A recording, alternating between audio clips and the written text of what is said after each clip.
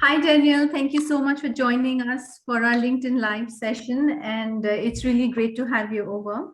And so, Daniel, can you please introduce yourself and tell us a little bit about the work that you do? All right, thanks, Anna. Yes, I'm very privileged to be invited for this session. So my name is Daniel with a very complicated last name. I've more than 15 years of GRC experience, helping government agencies, businesses from various industries here in Australia, other parts of Asia Pacific. So due to my multidisciplinary qualifications in health science, business management, and engineering, I was able to help organizations integrate GRC into their business strategies and decision-making process.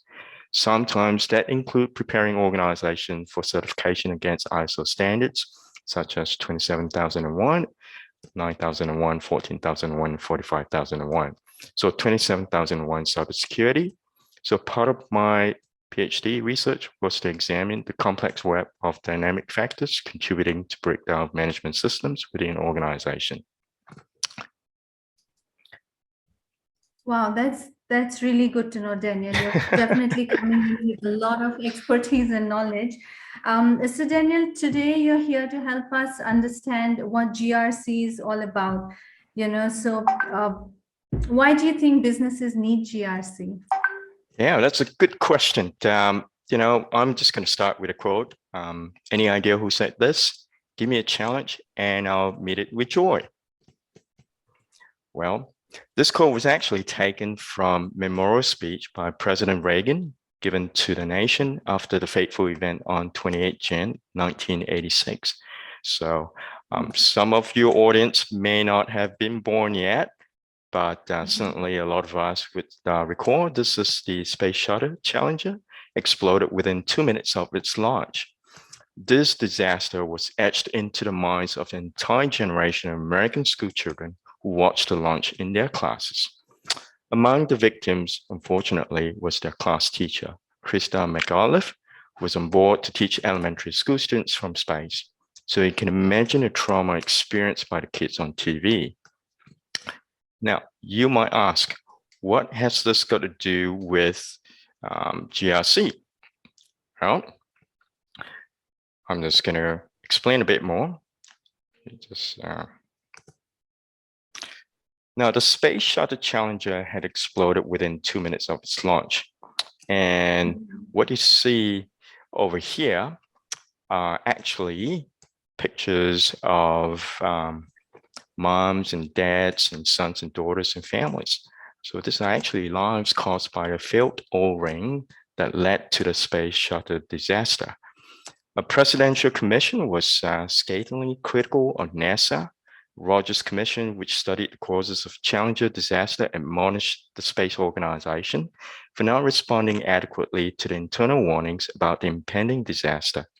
In short, it was a failure of governance, risk management, and compliance on several levels within NASA. So to have a holistic, integrated, and effective GRC system continues to be a challenge for many organizations.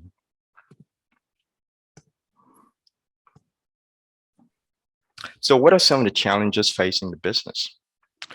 Well, according to KPMG Forbes, 87% of organizations see tech risk management as a siloed, reactive process rather than an organization-wide function for proactive risk management.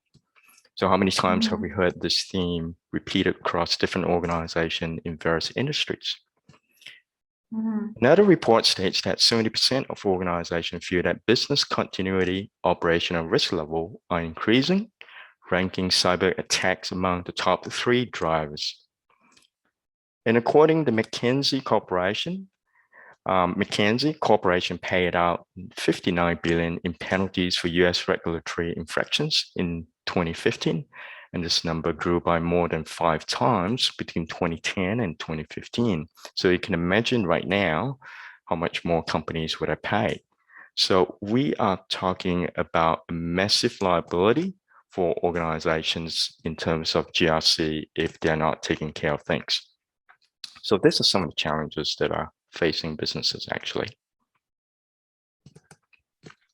Now, let's look at some of the more recent headlines that point to concerns in the area of GRC. So, as you can imagine, not a single day has gone by where we don't read about ransomware attacks targeted on organizational systems and government infrastructures. Or we read about how organizational databases have been breached and personal and sensitive information is leaked to the public. Just how we look at the top concerns of business executives in cybersecurity is among them. If you recall, just a few weeks ago, Facebook, Instagram, and WhatsApp suffered an outage that lasted for more than 6 hours. So can you imagine the amount of ad revenue lost during that time? So what about those lives revolve around social media? Well, no social media means the end of the world for some of us or some of the kids. So that's an important business, isn't it? Now, if you are an active stock investor, this next news, you're going to be interested. You will not miss about Evergrande that's been exposed to 300 billion in liabilities. Evergrande Real Estate is one of the world's biggest businesses by revenue, listed in Hong Kong and employs about 200,000 people with more than 200 offshore and almost 2,000 domestic subsidiaries. Evergrande has about 310 billion assets, equivalent of 2% of China's GDP. So all this are failure concerning the GRC. And what about the supply chain issues that we've been reading in the news that resulted in stores, empty shelves across America? This is prolonging inflation and could stretch into the new year. In fact, some of the retailers like Costco and Walmart are limiting the amount of this precious commodity during this time. And guess what? Toilet paper. People are just rushing for toilet paper. It's crazy, isn't it? So more than 60 cargo ships are waiting to dock in California at this point as we speak, carrying hundreds and thousands of containers and be stuck for months. Traffic jam after arriving from China and Asia. Millions of dollars of American goods are still sitting in a warehouse in China, waiting shipment. So that would translate to price hike here in Australia as well. So a lot of the increase in prices, things that you ordered overseas will take a longer time to arrive here, and they're costing more to the consumers. So all this coupled with high oil prices will push inflation to an unsustainable level. So we're already seeing increased prices at the servos or gas stations. So before long, this inflation will hit our food prices and daily consumable. So these are some of the challenges facing business in terms of GRC. And if we don't have a robust GRC system in place, we're not going to be able to adapt to the changing business environment. And if we are not careful, then very quickly businesses will not be able to sustain, go out of business.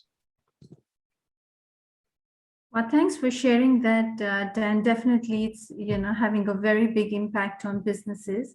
So then, what are the characteristics of a good GRC system? What would be the ideal, perfect GRC system that organizations should strive for? That's right. Again, the typical characteristics that we can look at. But first, we're just going to explain a bit about GRC, what it stands for. A lot of people may not understand what that acronym is. So GRC stands for Governance, Risk Management, and Compliance. So this term was actually referenced by Open Compliance Ethics Group, OSAC, in early 2003. Essentially, GRC is the way organizations align their business objectives and direct their resources, systems, and processes to manage their risk and comply with regulatory requirements. And a big part of organizational risk involves cybersecurity, which I know that Bluebricks have some very innovative tools to assist business in this area. As organizations are increasingly looking to implement GRC strategies to drive accountability, security, efficiency, visibility across businesses, we also understand that getting started with GRC can be challenging. So here are some of the characteristics. I'm just going to name 5. So first, framework. Don't reinvent the wheel. So when business units are not integrated, as you can imagine, it is kind of like a boat that's piloted by multiple captains, each deciding a different direction to take. Now, its individual department objectives are not aligned to the overall business goals. The processes and resources are not planned in a way that driven to maximize the business performance. So one of the best things to do for any business is to adopt an industry recognized framework such as ISO, NIST, COBIT, OSAC GRC capability model. All these are very good frameworks to start with. Although they do not replace robust culture and commitment to governance and risk management, they do provide businesses with the ability to conduct a gap analysis of where they're at against a well-established structure and process. This then becomes a roadmap for organizations to achieve the desired GRC maturity state. The next characteristics, strategic. Align your business objectives and goals. You see, most organizations operate in a somewhat hierarchical structure across functional teams. In other words, every department or business unit has its own roles, processes, data, technologies, and stakeholders, and its own compliance requirements to meet. So when you have too many functional silos, coupled with their lack of integration, it becomes challenging for C-level executives to have an effective oversight of the strategic risk that could have material business impact on the organization. So ask yourself, does your organization have alignment of its projects, operation, and strategic risk? Do you know how is cybersecurity risk aligned to the higher level business risk? So therefore, an effective GRC system should also include a management reporting dashboard that ties this risk to the key performance indicators and objectives of the business. The next thing is technology. So we're going to leverage on innovative solutions. As organizations expand, as you can imagine, business units can become more entrenched in their silos. So every department maintain its own, we talked about technology processes. So I've come across in my work, organizations and government agencies that are still relying on managing Excel spreadsheets and other physical documents. Inevitably, the manual management of these compliance documents lead to issues such as inconsistent application of processes, disjointed operations, unattended actions, and many other issues that impact productivity and costs. So organization should really invest in innovative solutions for content management with audit trail, configurable automated workflow, monitoring of real-time data, analytics for integrated reporting, and trend analysis to support decision-making. Now, often these apps come in different names, such as ERP, Enterprise Resource Planning, GRC, SAP, and they incorporate cybersecurity as part of the modules in the solutions. Now, even with this different management system, many organizations are finding that they need an integrated approach to their digital transformation because it can be challenging trying to extract information from disparate systems to provide a coherent picture of the various risks affecting a business. And I understand, again, Bluebricks has a lot of apps and solutions that help organizations in that area. So I think that's a good thing to have for organization to consider, what kind of solution can help with a digital transformation. So, yep, the next thing that we're going to be talking about very quickly is to be dynamic organization, as we have discussed just now, in terms of the economic challenges that we're facing with supply chain issues, with disruption in technology. So businesses just have to learn to be adaptive to those changing environment. So for some of the younger audience who have no idea what I'm talking about, I'm actually from an era where computer programs are written to cassette tapes using Commodore 64, and Alta Vista and Netscape were actually the popular search engines then. We don't have Google, we don't have some of this popular search engine like Mozilla and all that. So in less than a generation, organizations such as Google, founded in 1998, has reached a revenue of 181 billion. Facebook, founded in 2004, now has a revenue of 86 billion. Amazon, founded in 1994, now has a revenue of 280 billion. Can you imagine that? So all this company within a generation has actually changed the way we interact, socialize, trade, and live.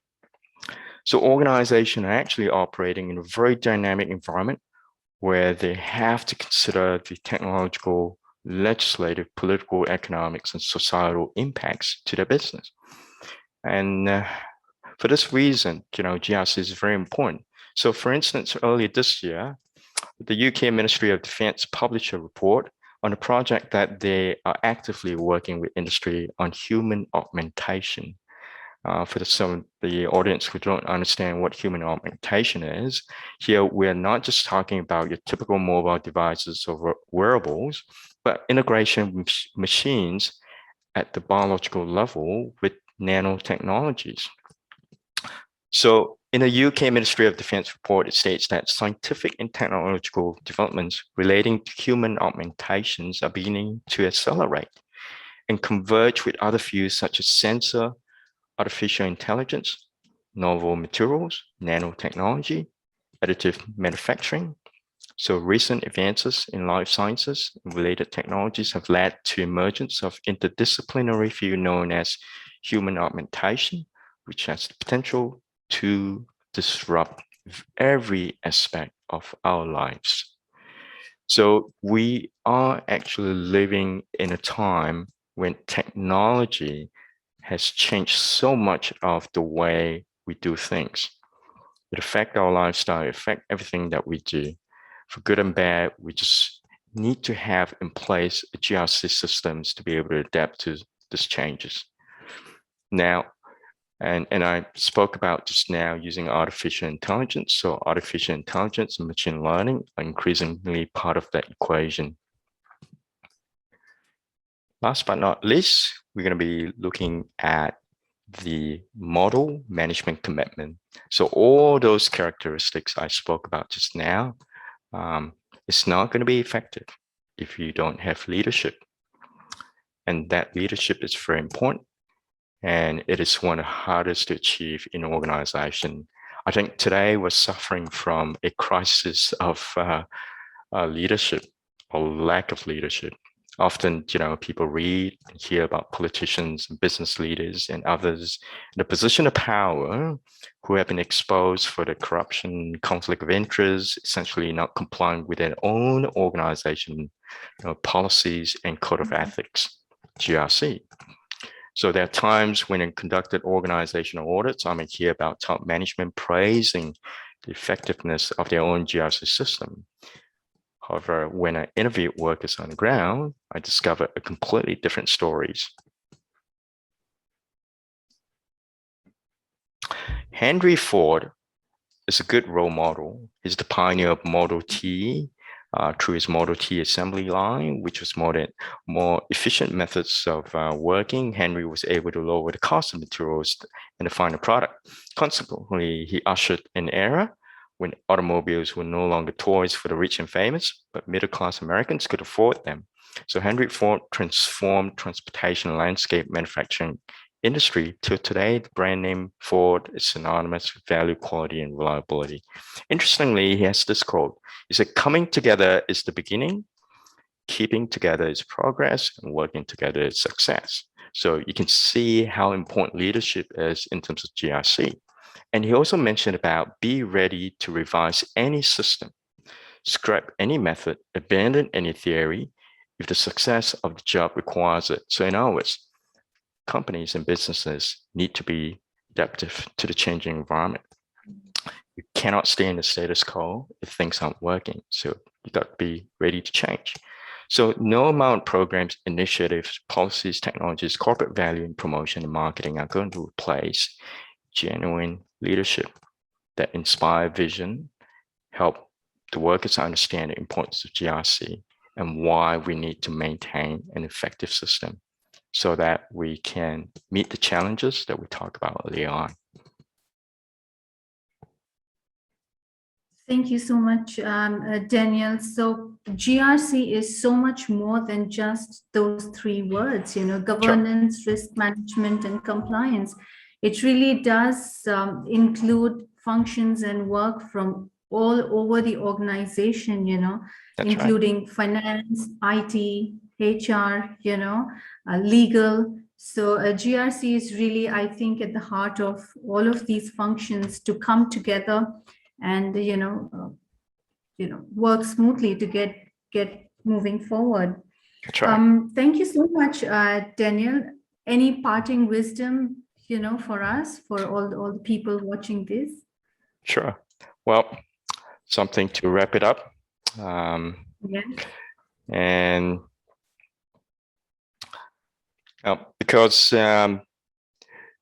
GRC for organization that are concerned about business impacts on profit, people, and planet, then GRC should be an integral part of any business.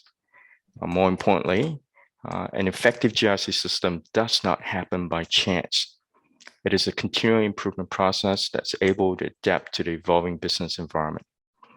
So, as this quote has mentioned, it is critical for healthy triple bottom line. So triple bottom line represents the profit, the people, and the planet. So any business who aims to not just create a business for profit, but they want to make sure that people and planet is being considered in that equation as well. That's fantastic. Thank you so much for sharing that, Daniel. And this has been a very informative session. And I'm sure that, everybody tuned in right now would really be finding this very helpful. And I hope it goes a long way in all of us realizing just how critical, a good GRC system is to the health of every organization. So thank you so much for your time and sharing your knowledge with us, Daniel. Thank you and have a good day. You too, Sana. Thank Talk you to you so soon. much. See ya. Bye. See you.